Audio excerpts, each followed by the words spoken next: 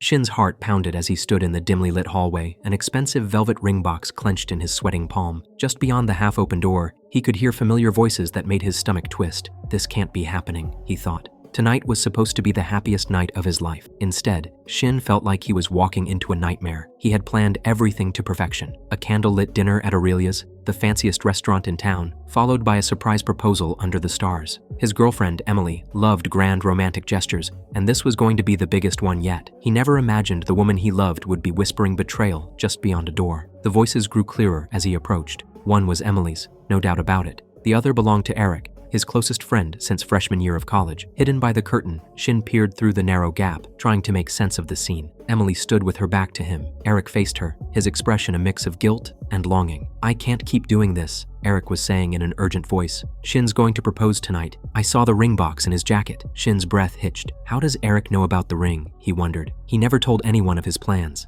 Emily placed a hand on Eric's chest. "Keep it down. We have to stick to the plan. After tonight, it'll all be over, okay? We just need to get through this evening." Eric ran a hand through his hair. "It's not that simple," he hissed. "Shin's my friend. He trusts me. I didn't sign up to break his heart like this." Emily let out a bitter laugh that echoed slightly under the canopy of the terrace. "You knew what this was from the beginning. Don't go soft on me now, or do I need to remind you what's at stake?" For a moment, silence hung in the air. Shin's mind was a storm. They were talking about him, about not deserving something, about breaking his heart. Was Emily involved with Eric? But if it were just an affair, why talk of a plan or something at stake? Finally, Emily spoke again, her voice low and venomous. "None of that matters now. We're too far in to back out. Do you want to ruin everything?" Eric closed his eyes and exhaled shakily. "I know. Believe me, I know. But seeing him tonight all happy and excited, it's killing me. He thinks you're going to say yes." Shin felt a tear slip down his cheek. Eric was right about one thing. Shin had truly believed tonight would end with Emily's joyful yes. He had imagined calling Eric right after, telling his best friend the great news, only to find Eric already knew because he was in on it, whatever it was. Emily stepped closer to Eric, placing her hand on his cheek in an oddly intimate gesture. Shin's heart clenched at the sight. Emily's next words were softer. "It's going to be fine. In the end, it'll just be you and me, and a lot of money. We just have to play our parts a little longer." Shin's eyes widened as the pieces clicked together. Money, of course. Emily's sudden insistence they eat at this outrageously expensive restaurant, the way she'd been curious about his parents' investments lately, and Eric's new job at his father's company, where Shin had just been hired as well. It sounded like some twisted con. His thoughts flew back to the trust fund his late grandmother had left him, which he'd mentioned to Emily in passing. Emily leaned forward and kissed Eric briefly, but enough to make Shin's vision blur with pain. He felt like an idiot, standing there with a ring meant for a woman who was kissing someone else right in front of him. But he forced himself to stay quiet and still. When they broke apart, Eric said, "After tonight, there's no going back." "There never was," Emily replied. She then turned toward the doorway. Shin's heart leapt into his throat. In a panic, he stumbled backward from the gap in the curtain, desperate to hide the fact he'd been eavesdropping. "Play your part," he thought. He didn't fully understand the extent of their scheme, but one thing was clear. Emily and Eric were betraying him in the worst way imaginable. If he confronted them now, who knew what they would do? And if there was money involved, Shin needed to know the whole truth. A second later, Emily swept aside the curtain. The moment she saw Shin, her face shifted to a bright smile, playing the loving girlfriend, hiding every trace of betrayal. "There you are," she exclaimed. "I was looking for you. What are you doing here in the hall?" Shin swallowed hard, forcing a smile as best he could. "Just taking a moment to get myself together. You know how I get before big moments." It wasn't a lie exactly. Emily stepped forward and looped her arm through his, leaning up to plant a kiss on his cheek. Shin had to resist the urge to pull away, the gesture now feeling false and poisoned. He glanced toward the terrace. Eric had hung back, still out of sight, thank God. "Big moments?" Emily echoed, a playful lilt in her voice. "What do you have up your sleeve tonight, mister?" Shin tried to chuckle, mimicking the shy, affectionate boyfriend she expected. "If I told you, it wouldn't be a surprise." She giggled and allowed him to lead her back toward their table. "Fine, keep your secrets. I'm sure it's wonderful." Shin's mind raced as he escorted Emily to the table where, moments ago, he had been eagerly anticipating proposing. Now, the ring burned a hole in his pocket like a live coal. He felt sick with betrayal, but he did his best to maintain a veneer of normalcy. Eric followed a few paces behind, and he could feel his eyes boring into his back. In the main dining room of Aurelia's, he pulled out Emily's chair for her, as he always did. She sat with a grateful smile. Eric slipped into a seat at a nearby table, joining a couple of co-workers who had been dining there coincidentally. Or so Shin had thought when Eric popped by their table earlier to say hello. Shin's appetite was gone. Emily was happily chattering about the dessert menu, completely at ease. To anyone else, she looked like a radiant young woman in love, not a schemer plotting to fleece her boyfriend. Shin felt a surge of anger and adrenaline. If they were going to perform, he could perform too. The show would go on, for now. but not the way they thought. Shin set down his glass and reached into his jacket pocket. His fingers closed around the ring box. That ring had belonged to his grandmother. It was vintage, beautiful, and expensive, just like Emily liked. How dare she, he thought. He blinked them away and steadied himself. Stay in character. Just a bit longer. He sank to one knee. The restaurant hush seemed to fall as other diners noticed the classic gesture at the corner table. Emily's eyes widened in genuine surprise. Emily Rose Thompson, Shin began. You have made me happier than I ever imagined possible since the day I met you. This was true once. The irony of saying it now almost choked him, but he continued smoothly. You're my best friend, my partner in crime, and the love of my life. He saw Eric shift uncomfortably at a table over Emily's shoulder. Emily herself had brought her hands to her mouth in an actress's pose of astonishment. Shin opened the ring box, revealing the antique diamond ring. A collective gasp of delight came from a nearby table. Will you marry me? He finished, the words tasting bitter and acidic on his tongue. For a heartbeat, Emily hesitated. Perhaps she was marveling at the ring, calculating its worth. Then she lowered her hands, revealing a dazzling smile. Yes, Emily cried, her voice ringing out clear and joyful. Yes, of course I'll marry you, Shin. Applause broke out around them. Shin slid the ring onto her finger. His stomach turned at how perfectly it fit, as if even the ring itself conspired in the lie. He stood and Emily threw her arms around him, pulling him into an embrace. As he held her, Shin glanced over her shoulder at Eric. Eric was clapping along with everyone else. Their eyes met, and Eric looked away, shame written in the downward turn of his gaze. In that moment, Shin made a silent promise to himself. He would find out exactly what Emily and Eric were plotting. Emily had said after tonight there was no going back. Shin silently agreed. He would never go back to being the naive fool he'd been this evening. From now on, he would move carefully and stay one step ahead. The rest of the evening passed in a surreal haze. After the celebratory champagne,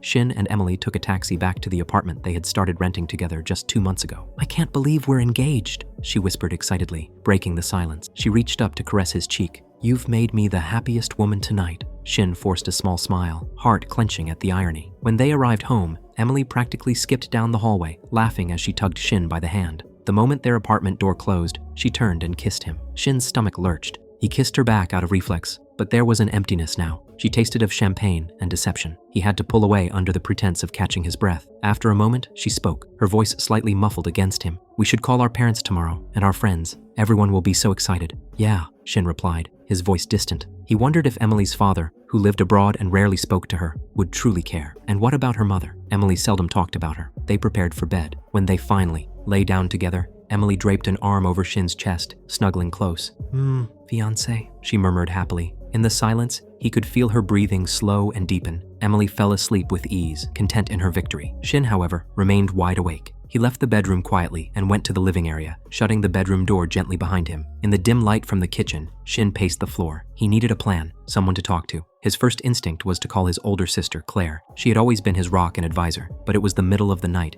and he wasn't even sure how to begin explaining this. Instead, he grabbed his phone and scrolled through his contacts. His thumb hovered over Claire's name. He decided to text her rather than call, knowing she kept her phone on silent at night. Claire, can we talk ASAP in the morning? It's urgent. I really need your help. That was all he wrote. He knew she'd call first thing when she saw it. Claire was a lawyer in training, finishing her last year of law school, and her protective instincts toward her little brother were legendary. After hitting send, Shin opened his banking app gingerly, wondering if Emily had any access to his accounts. They had a shared household expenses account with a modest balance, but that was it. Emily shouldn't have any direct way to touch it, unless marrying him gave her some claim, or if he foolishly transferred funds. He remembered he had once casually mentioned to Emily that the fund was accessible to him when he turned 21 and that it was meant for life milestones. She'd known he was considering using some for a house. Perhaps she planned to steer him into draining it. Next, Shin considered Eric's involvement. Eric had been working at his father's real estate investment company for a year now, and he recently convinced Shin to join as an analyst trainee after graduation. It had seemed perfect, working with his best friend. Now Shin suspected Eric had wanted him there for less friendly reasons. Was the company itself involved? Unlikely. It might just be Eric's personal scheme. So many questions swirled in Shin's head, but one thing was clear. He couldn't trust Emily at all, and Eric likely just as little. But evidence meant he needed to catch them in the act, or obtain proof. That meant playing dumb a little longer, and possibly snooping. Shin quietly opened Emily's laptop, which was on the coffee table. Thankfully, he still remembered the password. Holding his breath, he navigated to her email. Thankfully, her passwords were saved in the browser. The email account opened. It was mostly filled with usual stuff. He searched her inbox for Eric's name. Immediately, a few emails popped up, mostly benign, old college group emails, nothing incriminating. Then he searched for terms like trust, account, money. One email chain appeared, dated a month ago. Subject line, inquiry from Shin's account. Shin clicked it, eyes widening as he read. It was an exchange with their bank. Emily had inquired about adding her name to his personal checking account for convenience after moving in together. The bank representative replied that Shin would need to authorize that in person. Emily responded thanking them and saying they'd come by soon. They never did, because Shin had felt there was no rush when she casually brought it up a month back. Now he saw the ploy. She had been laying groundwork. Shin took photos of the email thread with his phone for evidence. He continued searching. Another email thread, 2 weeks old, with Eric's personal Gmail. The subject was cryptic, vacation pics with a smiley face. Inside, however, it was a different story. The body of Emily's email was innocuous talk about a supposed upcoming trip they were planning with friends, but attached were several documents. He opened one. It looked like a scan of a legal document, a marriage license application, and another, a life insurance policy form with his name on it. Rage bubbled up as Shin scrolled. The text in the email had lines like, "We need to file these right after the engagement so things process in time." Eric's reply, "Understood. I'll make sure we have a witness for the license. And I've got the insurance guy ready. Just get Shin to sign it as soon as possible after." Shin's hands shook as he snapped photos of his screen frantically. They wanted him to sign a life insurance policy, likely making Emily the beneficiary. And the marriage license so quickly? He closed the emails, heart thundering. Emily stirred in the bedroom, but the door stayed closed. He shut down the laptop and returned it to its place, then hurried back to bed. He slid under the covers gently. The woman lying next to him was plotting to possibly take his life after, emptying his bank account or at least ruin him financially, and his best friend was helping her do it. He whispered to himself, not gonna happen. He finally drifted into a fitful sleep as dawn approached. Morning sunlight peeked through the curtains when Shin woke. Emily was already up, sitting at their small dining table with 2 cups of coffee. "Good morning, sleepyhead," she chimed when she saw him sit up. Shin mustered a yawn and a smile. He joined her at the table. Over her phone, Emily was selecting a photo. "I'm posting our big news," she declared. "Isn't this picture adorable?" "It's great," he said simply. As Emily finalized the post, Shin's own phone buzzed on the table. He glanced at it. Clare was calling. Right on cue. He tensed, not wanting to raise suspicion. He normally would answer his sister without hesitation, so ignoring it might seem off. "That's Clare," he said, trying to sound casual. "Probably saw the Instagram just now. Mind if I take it?" "Of course not. Put it on speaker. I want to hear her reaction as well," Emily said, smiling innocently. Shin inwardly cursed. He needed to talk to Clare privately, but refusing Emily's request might be odd. He answered and switched to speaker. "Hey Clare, good morning." "Shin, oh my god, congratulations." Clare's voice rang out, warm, but also with a surprise. She hadn't been expecting a proposal so soon, he knew. "Thanks," Shin replied. "Emily's here with me." "Hi Clare," Emily interjected cheerily. "It's official. Your brother put a ring on it." She laughed. Clare chuckled politely. "So I see. That's wonderful news. I'm happy for you both." Clare's tone was kind, but Shin picked up something else. Caution. She likely recalled the urgent text and was trying to gauge if something was wrong. "Thanks, sis. We're still wrapping our heads around it," Shin said. "Listen, I know you probably have a million questions, but we've got a busy morning. I'll call you later to chat more, okay?" There was a brief pause on the line. "Oh, sure. I understand. I'm just thrilled for you two. We'll catch up soon. Love you, Shin." "Love you too, Clare. Bye." He hung up, hoping she read between the lines that he couldn't speak freely. He'd talk to her as soon as he got a chance away from Emily. "She sounds excited," Emily commented, sipping her coffee. "Yeah, she's always fussed over me," Shin said, smiling. "I'm sure she'll interrogate me about wedding details soon enough." Emily laughed. "Well, we better start figuring those out. Maybe we could drive up this weekend to see venues." Or she was off and running, talking about dates, places, whether a small or large ceremony. Shin listened, inserting agreeable noises and nods. At one point, Emily said, "Honestly, we could just go to City Hall and do it quickly, then have a big reception later for everyone. I wouldn't mind. I just want to be your wife." She gave him a dreamy look. Shin reached over and held her hand gently, playing the loving partner. "Let's take a little time to enjoy being engaged first. It's only day 1. There's no rush to the altar, right? We have our whole lives."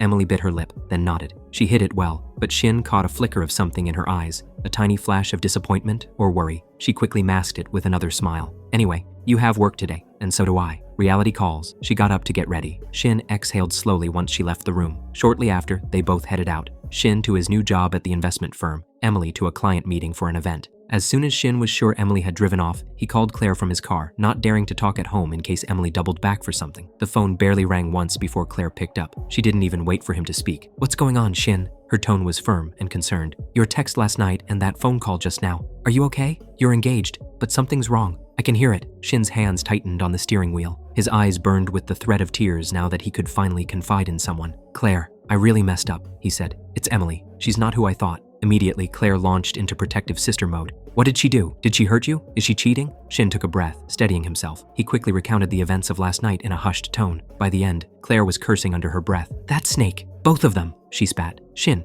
I never liked that girl. I'm sorry, I know that's harsh, but I always felt something was off with how quickly she moved in with you. I should have said something more. It's not your fault, Shin said quietly. I wouldn't have listened, honestly. I was in love. His voice broke, slightly at that. I feel so stupid. You're not stupid. They are just incredibly deceptive, Claire said firmly. This is likely fraud, maybe even conspiracy to commit God knows what. We have to be careful here, Shin. We need proof and a plan. I have some proof, he replied. I took photos of the emails I found. It's not everything, but it's a start. Good. Don't let on that you know anything. Act normal, Claire advised. That's what I'm doing. But it's killing me, Claire. Pretending with her, knowing she's lying every time she looks at me. I know, little bro, but you have to hold it together a bit longer. You have me now, she said. But how do you want to handle it? Do you want to go to the police directly? Shin thought for a moment. If I go to the police now, what do I have? A half-heard conversation that they can deny? Some emails about marriage and insurance which aren't outright illegal by themselves. It might not be enough. I agree, Claire said. We might need to lure them further along until they put something incriminating in writing or attempt to take money. Also, maybe talk to a private investigator. They might be able to help gather evidence. Maybe dig into Emily's past or Eric's. That was a good point. Emily's past was somewhat of a blank to him beyond how they met in high school. She moved to the city for college where they reconnected and started dating seriously. Eric he knew from college. The idea that this might be a pattern for her was chilling. They agreed to stay in touch closely and ended the call with Claire, promising to leverage some legal contacts discreetly for advice. As Shin drove to the office, he steeled himself for another day of deception. But at least he wasn't alone anymore. Claire had his back. He arrived at Westbridge Investments right on time. It was a mid-sized firm run by Eric's father, though Eric's father, Mr. Cole, was semi-retired. Eric and a few other senior partners ran day-to-day operations. As he was setting down his bag, logging into his computer, he heard the familiar voice of Eric behind him. "Morning, buddy," Eric said, perhaps a touch too brightly. Shin turned, carefully placing a friendly smile on his face. "Hey, man." Eric walked up and gave him a quick one-armed hug of congratulations. "How are you feeling? Big night and all." "Still kind of on cloud nine," Shin lied. He pulled back and held up his left hand. "I keep expecting to see a ring on me too since Emily's got one now." He chuckled, as if it were a joke. Eric smiled, but it didn't reach his eyes. "Yeah, must be exciting. Emily must be over the moon." "She is," Shin said, watching Eric carefully. Did his friend's eye just twitch at her name? "Thanks for stopping by last night, by the way. It was cool that you happened to be there." He figured he'd prod a bit, see how Eric handled it. Eric's lips tightened almost imperceptibly. "Oh yeah, total coincidence. I was just out with some co-workers after work, celebrating a closed deal. Didn't expect to see you two at Aurelia's of all places. Small city, huh?" Small city. Shin noted Eric was avoiding eye contact now. "Anyway," Eric continued, clearing his throat, "we should grab lunch later. My treat, as an engagement celebration. There's something I want to talk to you about too, actually." Shin raised an eyebrow. "Oh, sure. Lunch sounds great. I'm down for exciting news." Shin had to be ready and record everything if possible. He quickly pulled out his phone and sent a text to Claire. "Meeting Eric for lunch. He wants to discuss something. We'll discreetly record if I can." When 1 p.m. rolled around, Eric and Shin left the office together. They walked a few blocks to the deli, chatting about trivial office matters. Shin kept it light, as if nothing was wrong. At the deli's outdoor seating, after they got their sandwiches, Eric finally broached the real subject. "So," he began, "about what I wanted to discuss. Now that you and Emily are engaged, I imagine you'll be looking to get a place of your own. Maybe something bigger? Houses in this city are crazy expensive." Shin nodded. "Yeah, eventually. We talked about maybe buying a house after the wedding, if we can swing it." "Why?" Eric took a sip of his soda. "Well, coincidentally, my dad's company, you know we handle real estate investments. He's looking to offload one of his personal properties. It's a nice 3-bedroom house in Ridgeview. Great neighborhood. Needs a bit of cosmetic work, but solid bones. He'd be willing to sell it off-market to someone he trusts for a good price. I thought of you." Shin felt like he was watching a scripted play. "Really? Wow. Ridgeview's a nice area, but I don't know if we have the down payment for something like that saved up, especially not without tapping into my trust fund or a big loan." Eric waved his hand. "That's the beauty of it. Dad's company would finance it privately with a really low down payment if it's you. Sort of a family and friends deal. You wouldn't have to go through a bank or anything. We could draw up a contract. Easy peasy." Shin feigned thoughtful surprise. "That's really generous of him. Why not list it publicly though? He'd get more money. He's liquidating a couple of assets quietly for quick cash to invest elsewhere and avoids realtor fees this way. This is one of them. But he doesn't want to deal with random buyers or the hassle, so selling to a friend is easier." "Ah, I see." Shin took a bite of his sandwich to buy time. If he agreed, likely they'd get him to transfer a sum or sign papers that somehow tricked him out of more money. Maybe the house was real, maybe not. He decided to play along but not fully commit yet. "I'm definitely interested, Eric. Emily would be thrilled to have a house sooner rather than later. Can I think it over with her and maybe see the place?" "Of course," Eric said, smiling broadly as if relieved. "I'll arrange for you and Emily to tour it. We can maybe go tomorrow after work, or this weekend." "Tomorrow could work," Shin nodded. "I'll ask if she's free. She did mention wanting to start house hunting soon, so your timing is perfect." Eric looked genuinely pleased for a moment. Great. I'll let Dad know we're likely in business. He'll be happy it's going to you. They finished lunch with more small talk. Returning to the office, Shin reflected on the tangled web around him. Emily and Eric were moving quickly. That evening, back at the apartment, Shin found Emily humming happily as she cooked pasta for dinner. "How was your day, fiancé?" Emily asked brightly when she noticed him, wiping her hands and crossing over to give him a peck on the lips. Her repeating the word fiancé now pissed him off more than anything else. "Pretty good," he said. "Work was usual. Actually, I have some news. Eric told me about a potential house we could buy. Off-market deal through his dad, in Ridgeview." Emily's eyes widened with excitement. "A house? In Ridgeview? That area is beautiful. What's the deal?" Shin relayed the offer just as Eric had pitched it. Emily listened intently. He noted how her face lit up at words like low down payment and under market value. "That sounds amazing," she said slowly, clearly trying not to seem too eager. "Do you think it's something we can afford?" "Possibly. Eric's dad is being generous, apparently.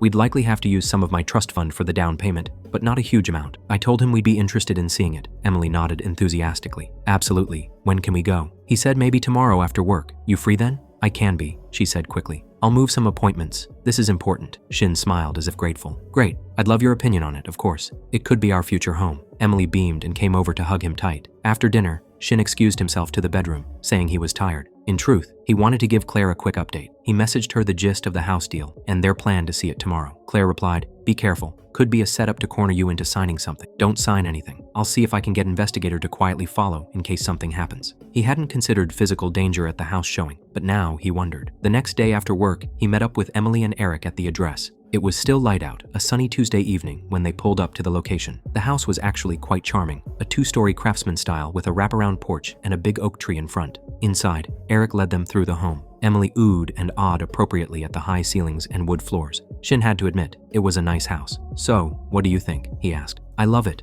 Emily said immediately. "It's got so much character and space. It'd be perfect for starting a family someday." She gave Shin a sweet smile. Shin nodded. "It is pretty great. How much was your dad thinking for it? And what kind of down payment?" Eric pulled a folder from his bag and handed it to Shin. "Here's the details. Price and terms. He only wants 5% down, which for this price comes to about $50,000. The rest he'd finance like a mortgage over 30 years at a low interest." Shin noticed Emily's eyes flicker at the mention of $50,000, likely calculating how quickly they could get that from his funds. $50,000 was actually not bad for a down payment on a house like this. Shin thumbed through the papers. They looked like legitimate sale contract and financing terms. "These terms are almost too good," he commented. Eric laughed. "Told you. Dad's feeling generous. He trusts that you'll be responsible owners. Plus, you'll owe him a favor, and he's not shy about calling those in." Eric winked. Emily nudged Shin. "We'd be crazy not to jump on this, babe." "It does seem like a steal," Shin said. "I'd still want a home inspection, of course." "Of course," Eric said smoothly. "Standard procedure. We can make the sale contingent on inspection. There's no major issues as far as we know, but an inspector would confirm." Shin nodded. He took out his phone.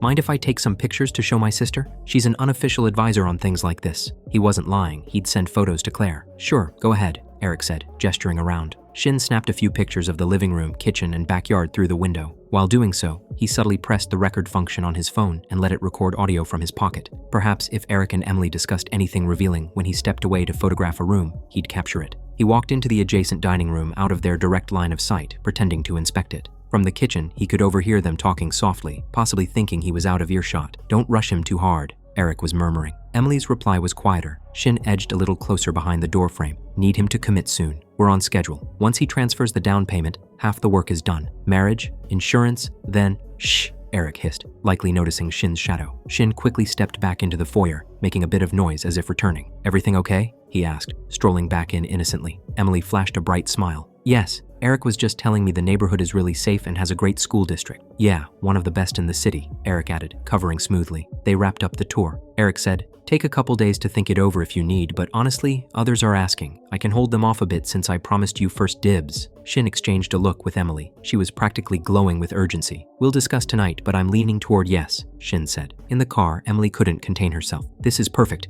Our dream home, Shin. Can you imagine? We should just say yes. What is there to think about?" Shin shrugged lightly as he drove. "It's a big purchase. I just want to be sure financially. But yeah, I'm very tempted." "We have your trust fund," Emily said. "And with his dad financing, it's really affordable monthly." Her pitch was solid. Shin wondered if she'd practiced it knowing he might hesitate. "True. Okay, how about this? We'll give Eric our answer tomorrow. I just want to sleep on it one night. Make sure I'm not dreaming that deal this good exists." Emily laughed. "Fair enough. I guess I can wait one whole day." She squeezed his hand. Shin forced a smile and nodded. Inside, he was a mix of fear and anger. Time was running out to spring his own trap. Claire had texted while they were touring. Got partial background on Emily. Real name, Emily Sanders. Changed last name to Thompson in college. One prior engagement to a man who died in a swimming accident. No charges, but suspicious circumstances. We need to talk. Shin's blood ran cold at the message. Prior engagement? Dead fiancé? It was too much of a coincidence. Emily had likely done this before, and that time maybe succeeded in getting money, life insurance or inheritance. He felt sick. Later that night, he met with Claire in person at her apartment under the guise of grabbing celebratory drinks with SS. Emily had cheerfully waved him off, saying she'd use the time to start a Pinterest board for home decor. At Claire's, Shin handed over the audio recording from his phone and the photos of the documents. Claire listened with him to the recording on her laptop, using headphones to catch everything clearly. The sound was muffled, but Emily's distinctive voice saying key phrases like transfers the down payment, marriage, insurance, came through. Claire's expression was grim. This is definitely a conspiracy, she said. Probably enough to interest the police, especially with the background I found on her. I dug more on that. Emily's ex-fiancé, Marcus Yale, died 2 years ago, drowned on a beach trip, a month after they took out a joint life insurance policy. She was beneficiary, but his family raised a legal battle. She didn't get the payout due to some technicality. Unmarried, they had an issue with her claim, and an investigation stalled it. No proof of foul play, but the family accused her of pushing him after an argument. She left town soon after. Shin was pale listening to this. It was as if a sinister shadow of Emily he never knew was materializing. So she tried and failed, and now she's trying again with me. Learning from mistakes, he said hoarsely. Exactly, and Eric's helping. I also wouldn't be surprised if Eric has debts or something that make him desperate. Maybe gambling? Couldn't find that yet, but something is motivating him aside from Emily's charm. Shin rubbed his face, exhausted. What do we do now? Claire placed a hand on his shoulder. We go to the police with this. I have a contact, a detective, who will take it seriously. We have enough for them to perhaps set up a sting, or at least be on hand when you confront them. You can invite both of them somewhere under a pretense, maybe signing the house papers or the insurance forms. We'll wire you up and you get them to talk about their plan openly. The police will be listening. Once they effectively confess or try to get you to do something incriminating, they can intervene. Shin nodded slowly. It was risky, but at this point he wanted these people out of his life and behind bars if possible. Let's do it. The sooner the better. They want an answer on the house tomorrow and they're pushing fast. We can use that. I'll tell Eric yes, and to arrange the paperwork signing. Perhaps Emily will come as well too. I don't know. Celebrate or sign jointly if needed. Right. We should do it in a controlled environment. They hashed out a plan. Claire would talk to Detective Monroe, her contact that night. If law enforcement agreed, then at the meeting to sign papers, Shin would prod them into revealing the rest of their plan while wired. The police could step in once enough was said. Feeling a surge of determination, Shin thanked his sister profusely. She squeezed his hand. One more day, Shin, and this will be over. Hang in there. The next day, Shin set the plan in motion. In the morning, he called Eric. Speakerphone off this time. Hey, I thought it over. Let's do it. I'd love to buy the house. Eric sounded pleased. Fantastic. I'll get the paperwork ready. We can do the signing this evening if you're free. I'll have everything prepared at the office, maybe around 6 p.m. My dad's out of town, but he left me power of attorney to handle this sale. Shin agreed. I'll bring Emily along too. She'll want to be there for this. Of course, bring the future wife, Eric laughed. This calls for a little celebration after. Maybe we'll open a bottle of wine once it's all signed. Shin forced a chuckle. Sounds good, man. See you then. As soon as he hung up, he informed Claire and Detective Monroe, who had agreed to coordinate. By afternoon, Monroe confirmed 2 plainclothes officers would be stationed discreetly in the building after hours. Shin would be wired with a tiny microphone under his shirt. The plan: get them talking freely about their ultimate goal. If it got dangerous or they tried to force him, the police would intervene immediately. That day at work crawled by. Shin was too anxious to focus on tasks.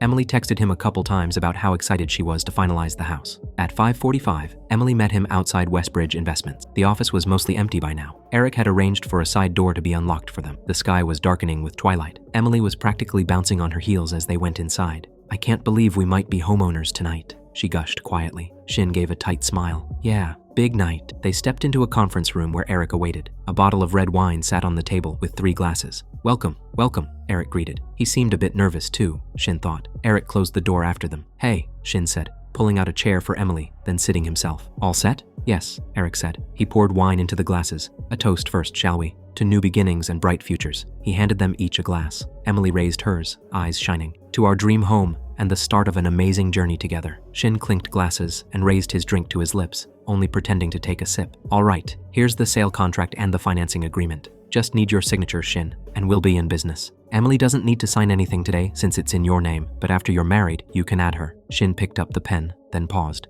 He looked between his friend and his fiancée. You know, he said slowly, this feels kind of huge. All of a sudden, house, marriage, our lives are really speeding forward, huh? Emily tilted her head, giving him a sweet smile. It's natural to have cold feet a little. But it's all for the best, love. We're building our future. It's what we always wanted. Shin nodded slowly. Right. I guess I just never imagined it happening so fast. Emily, do you remember Marcus? He saw Emily's smile falter just a split second. Her eyes darted to Eric, then back. Marcus? Who? Marcus Yale, Shin said, heart pounding. You've mentioned him before, right? From college? Weren't you close to him? Emily's fingers tightened around her wine glass. Oh, well, I knew him. Yeah, but that was ages ago. Why bring him up now? Shin shrugged, feigning casual. No reason. The house just got me thinking of how people plan futures. I heard he passed away? Drowned or something? That's tragic. Eric cleared his throat. Maybe we should focus. But Shin continued, eyes now on Emily. Must have been horrible for you, Emily. Weren't you two engaged? Emily's face froze, a mask of shock and anger flickering. Shin, why would you? She set her glass down sharply. I don't want to talk about that. That's in the past. Her tone had a warning edge now. Eric stepped forward, subtly positioning himself between them at the table. Yeah, man, that's not really relevant to today, is it? Shin leaned back, dropping the pen. He fixed Eric with a stare. Humor me, Eric. You were my friend for years. Wouldn't you want me to be aware if my fiancé had a former fiancé who died under odd circumstances? Eric's jaw clenched. Shin, I think you're getting cold feet or something. Maybe this house thing is too much right now. We can pause. We can't pause, Emily interrupted, throwing Eric a sharp look. She then turned to Shin, softening her face with a pained expression. Sweetie, I'm sorry I didn't tell you about Marcus. Yes, I was briefly engaged to him. He had an accident, and it was devastating. I didn't tell you because it was traumatic, and I didn't want to relive it. Can we please not do this right now? We have happier things ahead. Her eyes glistened, as if on the verge of tears. It might have fooled him once, but now Shin saw through it. He nodded slowly. All right, let's talk about happier things then. He tapped the contract. This house, for example, and the life we're planning. Funny thing, Emily, you were pretty eager about that life insurance, weren't you? The one you suggested we get on each other after we got engaged. I was meaning to ask, why the rush? We're young, we don't really need life insurance yet. Emily's facade cracked further. Her eyes flashed. It's just a responsible thing to do, Shin. You never know what could happen. I care about you, and if something happened to either of us, I'd want us both protected. Is that so wrong? Of course not, Shin answered, voice calm. It's just that you seemed very insistent. You even had forms ready, almost like you'd done it before. Eric slammed his hand on the table, startling even Emily. Enough, he said, voice low and menacing in a way Shin had never heard. Sign the papers, Shin. There it was, their patience gone. Emily stared at Eric, perhaps surprised by his outburst, but then she turned an icy gaze to Shin. Honey, I know these big steps are scary, but we're in this together. Sign the papers and let's get our home. The sweetness was gone from her voice by the end of the sentence. Shin looked at the two people he once trusted implicitly. Now their true faces were showing. Eric's face was taut, anxious sweat on his brow. Emily's jaw was tight,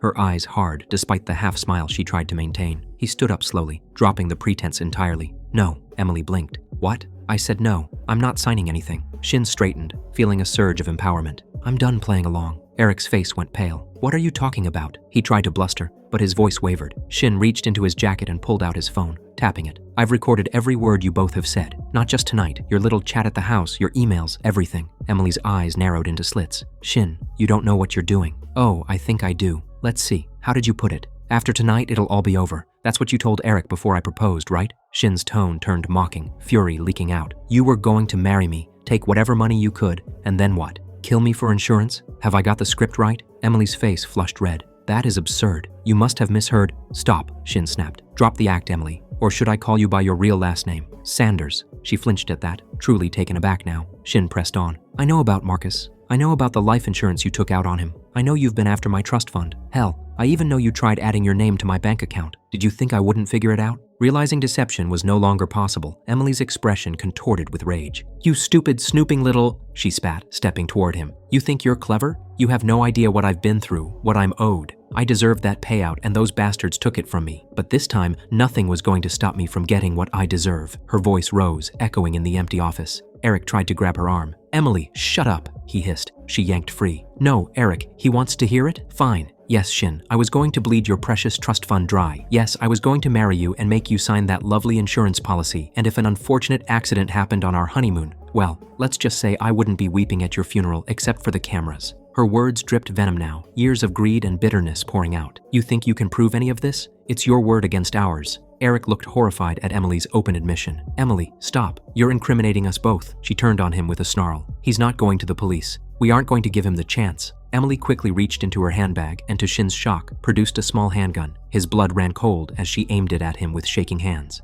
Eric stumbled back, eyes wide. What the hell, Emily? You brought a gun? You said he'd be clueless, she snapped. That we'd get him to sign everything calmly. Well, plans changed. Shin raised his hand slowly, heart thudding in his chest. Emily, put that down. You don't want to do this. She laughed, a high, unhinged sound. Actually, I do. I really, really do. This pathetic nice guy act of yours? Do you know how bored I was? Waiting, playing the doting girlfriend? I almost couldn't stand it. But the payoff was worth it, and then you had to ruin it by snooping around. Her finger tightened on the trigger. Sign the paper, Shin, unless... At that moment, the conference room door burst open. Police! Drop the weapon! Detective Monroe shouted as two other officers rushed in, guns drawn. Emily spun towards them in panic. A shot rang out. Emily fired reflexively, the bullet shattering a light fixture overhead. Another officer tackled Eric to the floor as he raised his hands, while Monroe lunged at Emily from the side. In the struggle, the handgun clattered to the floor and another shot went off into the wall. An officer kicked the gun away, and within seconds they had Emily pinned, wrenching her arms behind her back. "Get off me!" she screamed, fighting even as handcuffs were clapped onto her wrists. Shin,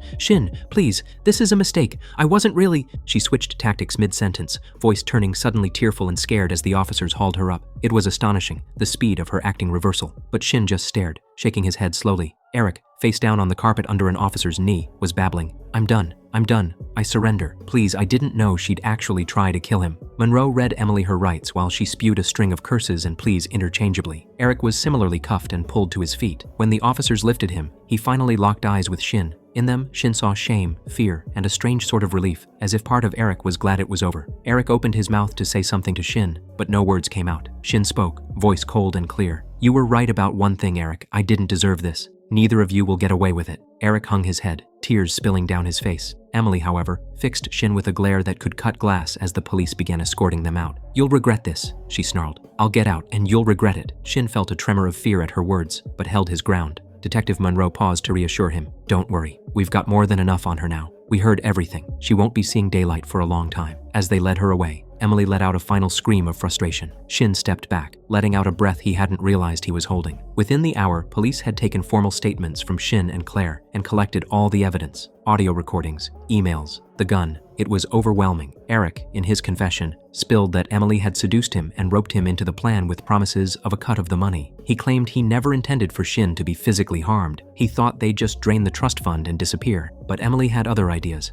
Whether that was true or just him minimizing his culpability, Shin didn't care at that point. In the days that followed, the news of the arrest spread through their circles. Friends were stunned. Shin had to deal with many calls of disbelief. Shin took some time off work and avoided the office where Eric's scandal was the talk of the company. Clare stayed by Shin's side, and so did his parents once they found out everything. His sister's quick action had saved his life in more ways than one. One afternoon, a week later, Shin sat on a bench at a small park, the sun warm on his face. He looked down at the modest diamond ring in his hand, his grandmother's ring that he had so excitedly given to Emily. The police had returned it to him. Clare sat beside him. "What will you do with it?" she asked gently. Shin sighed. "I'm not sure. It means a lot to our family, but I can't look at it right now without thinking of her. Maybe I'll give it back to Mom to hold on to." Clare nodded. "In time, you might want it for someone who truly deserves it." "Maybe," Shin said, unconvinced. The thought of trusting someone again that way felt distant. He slipped the ring back into its box and pocketed it. Then he turned to his sister. "I was so blind, Clare. It scares me how easily I fell for her lies." Clare put her arm around him. "You have a good heart. You trust people. There's nothing wrong with that, Shin. She and Eric took advantage of it, but don't let them destroy that part of you. Just be wiser now. You've learned a hard lesson, but you're still here, and you have people who love you for real." He nodded, eyes stinging a bit. "I do. Thank you for, well, everything." She hugged him, always. Perhaps one day he'd meet someone he could truly fall in love with, someone who would love him in return without deceit. He knew now he would be slower to trust, and that was all right. Trust was a precious gift, not to be given lightly. But he also knew he didn't want to lose his openness or optimism. If he let what happened turn him cold, then the villains of his story would win in a different way.